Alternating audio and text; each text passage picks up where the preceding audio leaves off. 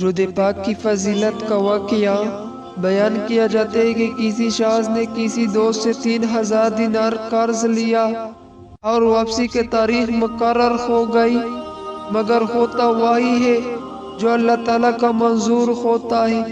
ہوا کچھ یوں کہ اس شخص کا کاروبار دیوالیہ ہو گیا اور وہ بالکل کنگال ہو کر رہ گیا۔ قرض دینے والے نے مقرر تاریخ پر پہنچ کر قرض کی واپسی کا مطالبہ کیا۔ اس مقروض نے معذرت چاہی کہ بھائی میں مجبور ہوں، میرے پاس کوئی چیز نہیں ہے۔ قرض دینے والے نے قاضی کا دعوی دائر کر دیا۔ قاضی صاحب نے اس مقروض کو طلب کیا اور سماعت کے بعد اس مقروض کو 1 ماہ کی مہلت دی اور فرمایا کہ اس قرضے کی واپسی کا انتظام کرو۔ مقروض عدالت سے باہر آیا اور سوچنے لگا کہ کیا کروں۔ اس دوران اسے رسول اکرم صلی اللہ علیہ وسلم کے ارشاد گرامی یاد آیا کہ جس بندے پر کوئی مصیبت، کوئی پریشانی آ جائے وہ مجھ پر درود پاک کی کثرت کرے، کیونکہ درود پاک کی مصیبت اور پریشانیوں کو لے جاتا ہے اور رزق بڑھاتا ہے۔ پھر ہوا یوں کہ اس نے اٹھتے بیٹھتے درود پاک پڑھنا شروع کر دیا۔ کرتے کراتے 27 دن گزر گئے تو اس رات کو ایک خواب دکھائی دیا۔ کوئی کہنے والا کہتا ہے کہ اے بندے، تو پریشان نہ ہو، اللہ تعالیٰ قرض ساز ہے، تیرا قرض ادا ہو جائے گا۔ تو علی بن عیسیٰ وزیر سلطنت کے پاس جا اور جا کر اسے کہہ کہ قرض ادا کرنے کے لیے مجھے 3000 دینار دے دے۔ فرمایا کہ جب میں بیدار ہوا تو بڑا خوش تھا کہ پریشانی ختم ہو چکی، لیکن پھر یہ خیال آیا کہ اگر وزیر صاحب کوئی دلیل یا نشانی طلب کرے تو میرے پاس کوئی دلیل نہیں ہے۔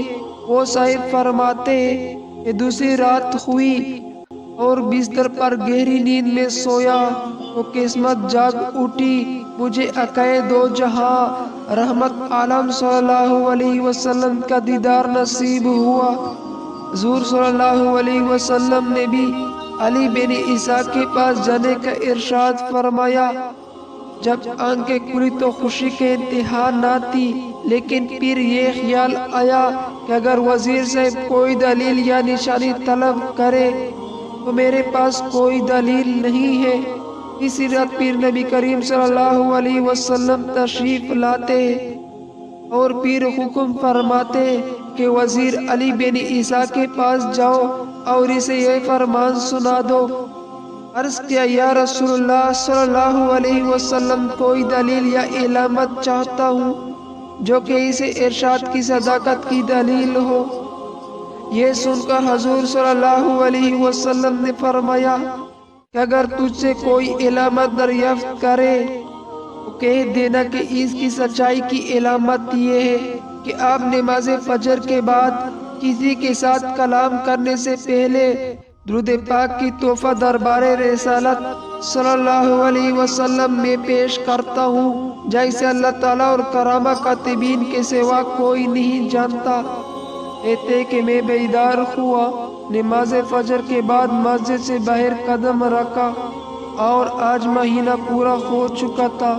میں وزیر صاحب کے پاس رہائش گاہ پر پہنچا اور وزیر صاحب سے سارا قصہ کہہ سنایا۔ جب وزیر صاحب نے کوئی دلیل طلب کی اور میں نے حضور صلی اللہ علیہ وسلم کا ارشاد سنایا تو وزیر صاحب خوشی اور مسرت سے چمک اٹھے، فرمانے لگے کہ مرحبا یا رسول اللہ۔ اور پھر وزیر صاحب اندر گئے اور 9000 دینار لے کر آئے، ان میں سے 3000 گن کر میری جولی میں ڈال دیے اور فرمایا کہ یہ 3000 قرضے کی ادائیگی کے لیے ہے۔ پھر 3000 دینار اور دیے کہ یہ تیرے بال بچے کی خرچ، اور پھر 3000 اور دیے اور فرمایا کہ یہ تیرے کاروبار کے لیے ہے۔ پھر وہ صاحب فرماتے کہ میں وہ رقم لے کر سیدھا قاضی صاحب کے عدالت میں پہنچ گیا، اور جب فریقین کو بلواوا ہوا تو میں قاضی صاحب کے ہاں پہنچا اور دیکھا کہ قرض دینے والا بھی वहाँ मौजूदा खड़ा है। मैंने 3000 गिन कर काजी साहब के सामने रख दिए। अब काजी साहब ने सवाल कर दिया कि बता, तू इतनी दौलत कहाँ से लेकर आया, हालांकि तू मुफलिस और कंगाल था। इन्होंने सारा वाक़या बयान कर दिया। काजी साहब ये सुनकर खामोशी से उठ गए और घर से 3000 दिनार लेकर आ गए और फरमाया कि सारी बरकतें वजीर साहब ही क्यों लूट ले, मैं भी इसी सरकार का गुलाम हूँ, तेरा ये कर्ज मैं अदा कर देता हूँ। जब साहिब दीन कर्ज वाले ने ये मंजर देखा तो वो बोला कि सारी रहमतें तुम लोग ही क्यों सिमट लो, मैं भी इनकी रहमत का हकदार हूँ। ये कहकर इसने तहरीर कर दिया, मैं इसका कर्ज अल्लाह जल जलालहू और रसूल सल्लल्लाहु अलैहि वसल्लम के लिए माफ कर दिया।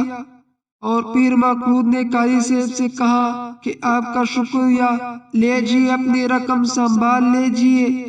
तो काजी साहब ने फरमाया कि अल्लाह ताला और इसके प्यारे रसूल सल्लल्लाहु अलैहि वसल्लम की मोहब्बत में जो दिनार लाया हूँ वो वापस लेने के हरगिज़ तैयार नहीं हूँ, ये आपके हैं, आप ले जाए। तो मैं 12,000 दिनार लेकर घर आ गया और कर्ज भी माफ हो गया। ये बरकत सारी की सारी दुरूद पाक की है।